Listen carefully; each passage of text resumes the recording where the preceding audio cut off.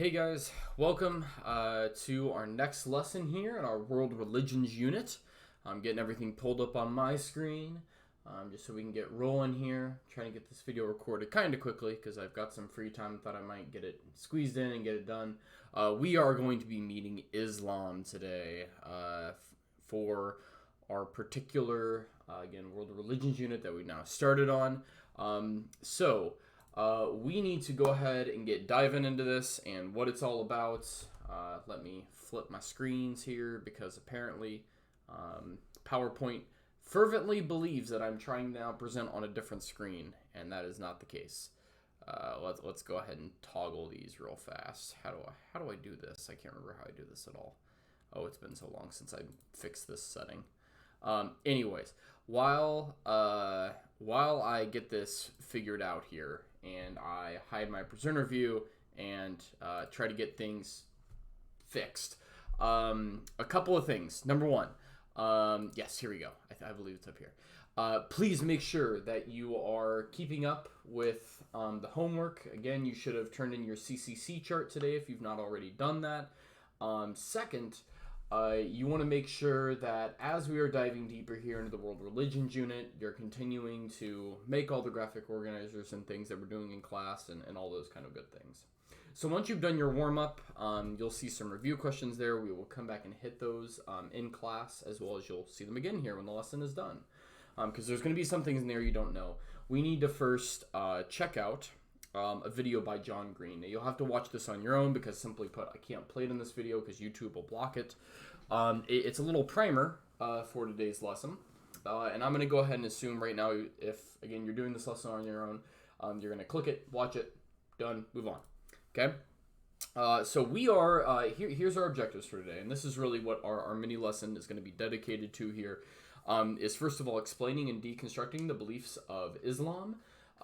Especially Islam and the context of when it's originally created. But we will be also discussing the first breakup in Islam, and that is the division of Islam into Sunni Islam and Shi'a Islam. So with that, let's get into it, shall we? Okay. So we're going to be looking at how religions gain new followers, the common beliefs of world religions. Let me move my display here so that you guys can see the questions. How religious leaders claim to be legit. Again, this is something that lots of religions are going to have to deal with, especially if they have a founder. Again, good questions here that can really apply to any religion. So there we go. Everything's looking nice. Well, let's go on, shall we? Okay. So we need to, first of all, jump back in time. We are in the year 570. And where are we? We are in the Arabian Peninsula, which is technically the name of this peninsula right here. It is again, a peninsula, a piece of land surrounded by water on three sides. Now, what is the Arabian Peninsula like in 570 Common Era? It's mostly desert, just like it is today. Saudi Arabia is mostly desert, with occasional oases, some watering spots here.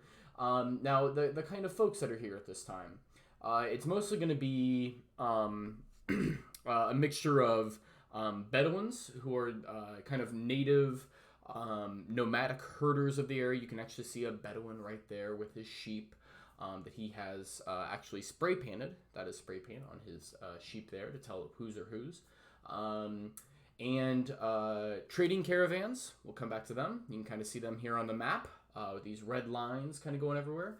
And then the last are these oases, oasis, that are towns that are getting around these like watering holes. That's what an oasis is, okay? An oasis is like an occasional watering spot, if you will, a place where you can stop between all these different desert locations.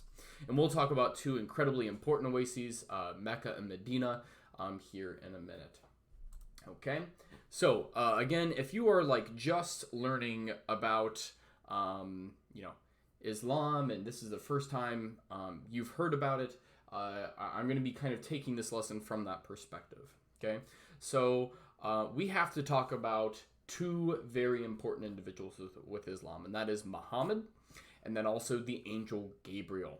Okay, now Muhammad, okay, is a a man who is living inside of the city of Mecca, one of those oases, in 570. Okay, now he is a Bedouin. He's also a merchant in the caravan business, so he's kind of representative of lots of those other groups that we talked about there. And he gets married, has kids, life is good, right?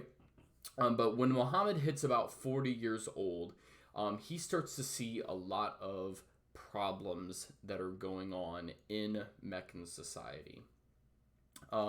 He's really, really troubled by a lot of the things that are going on around him. These would be like, for example, like, social problems that you might look at, that could be around you. And he decides, Muhammad does, to go into the nearby hills, and specifically a few caves there, to pray. And one day, again, this is according to the sources that we have, Muhammad claims that he hears the voice of the angel Gabriel.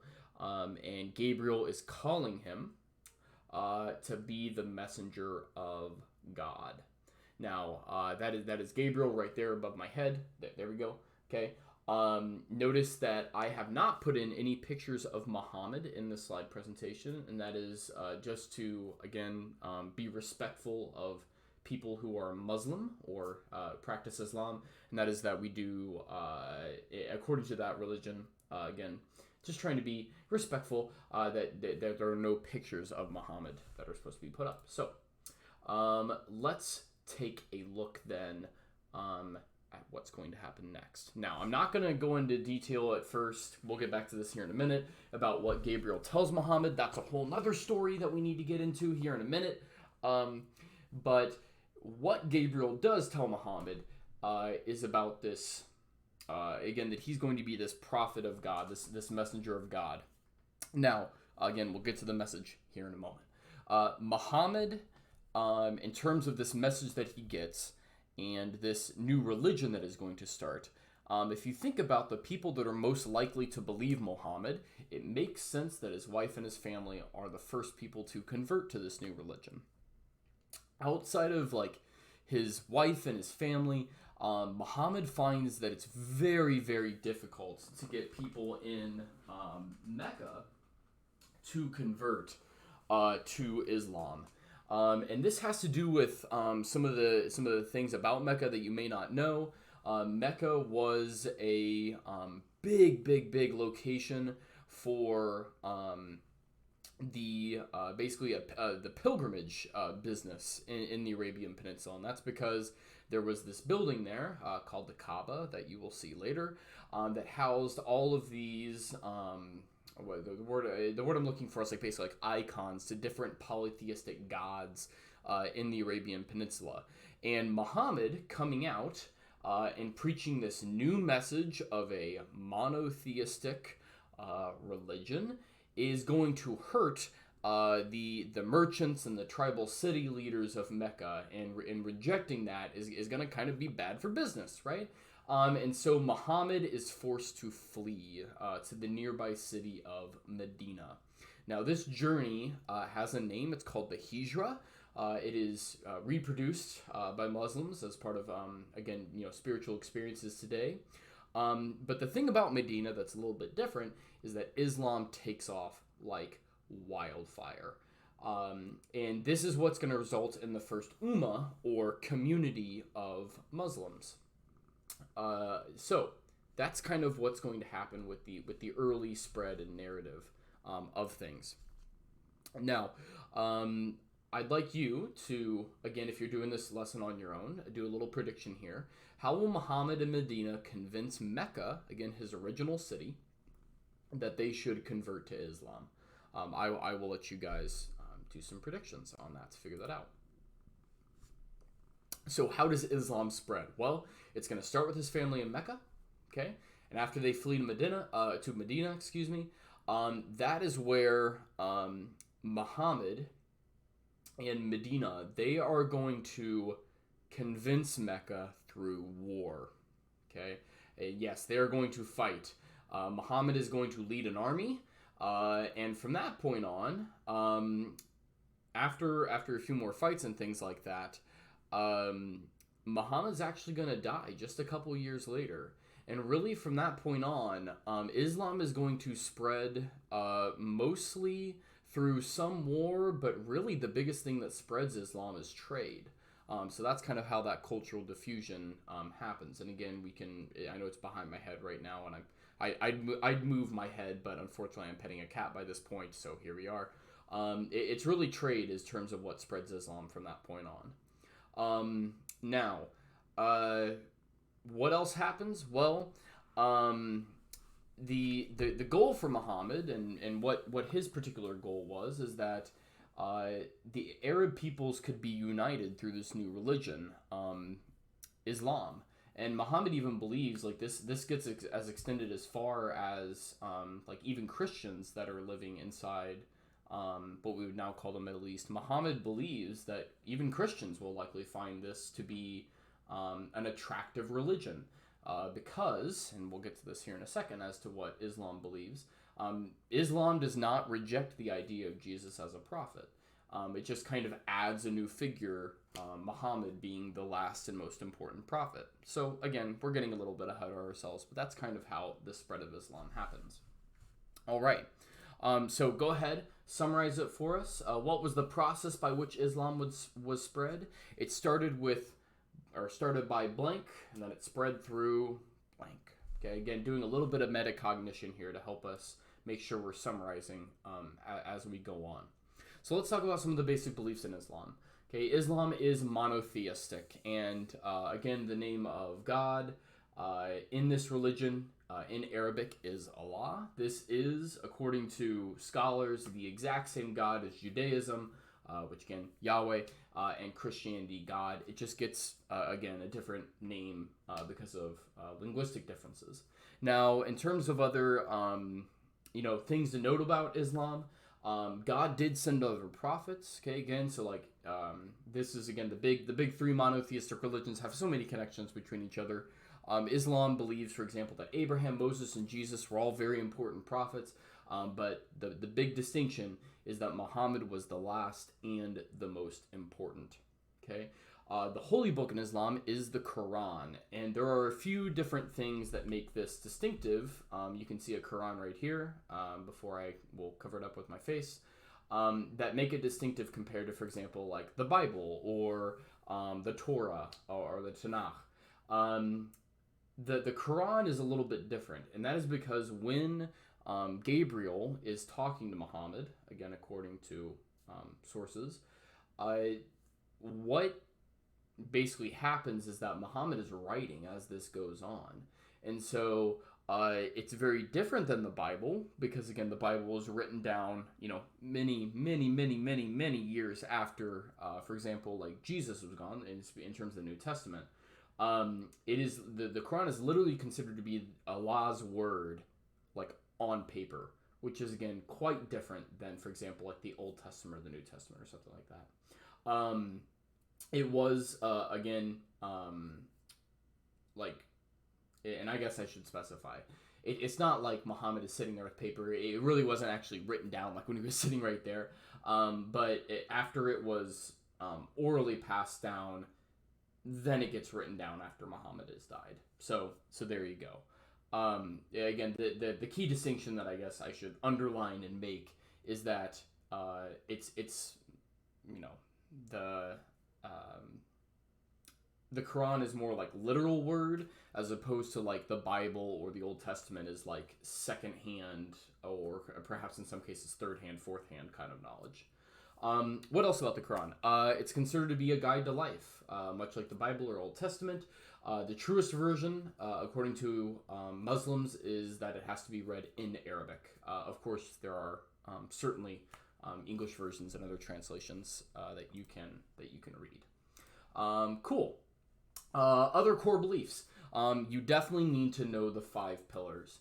Now, there are some distinctions between later branches of Islam that make distinctions on the 5 pillars as to which ones get, more emphasis or less, and they add some, take some away. Not really take them away, but these 5 pillars you need to know, okay? So, what are they? Now, I'm just going to be giving you the English translation of them because, again, it makes it a little bit more friendly for you. The declaration of faith. That is the first pillar. So every day, a practicing Muslim, that is the name of somebody who submits or practices in Islam, is this. There is no God but God, and Muhammad is God's prophet. And that's what that translates to in English. Okay, so again, every single day when a practicing Muslim wakes up, they would say that. 2, pray 5 times daily facing Mecca. Okay, so this prayer happens I'll make sure I think I can get this right. It is in the morning, early, like lunchtime, afternoon, evening, and then night, I believe, are the 5. I might need to go double check myself on that because I feel like I messed something up there, but it's okay.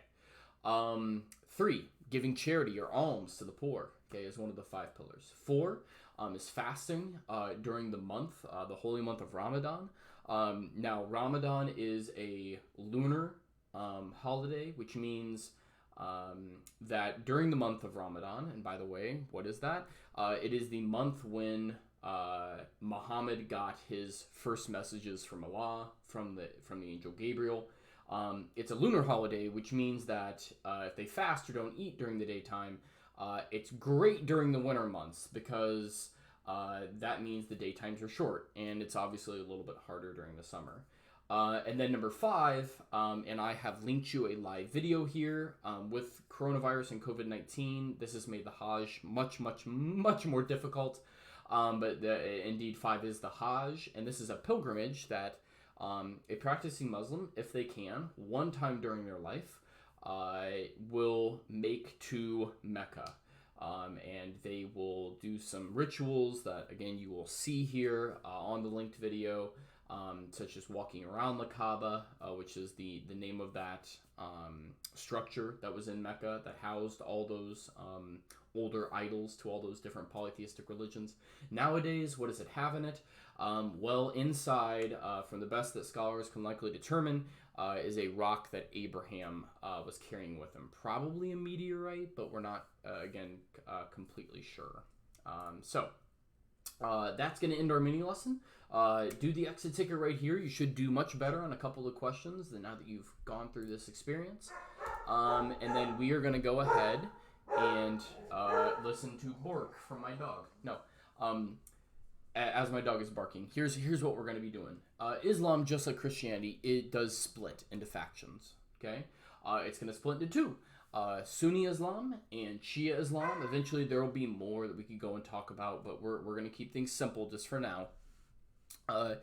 There are 3 different ways you can get this information that you need.